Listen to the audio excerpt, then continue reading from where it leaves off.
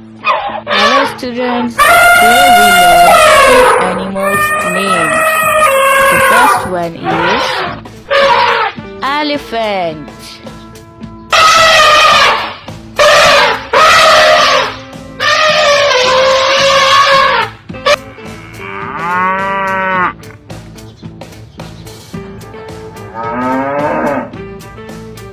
Cow.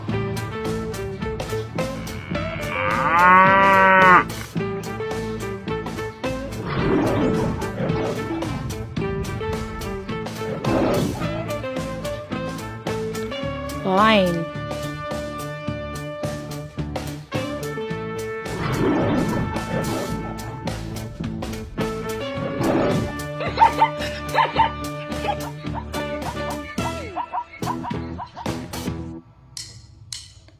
Zebra.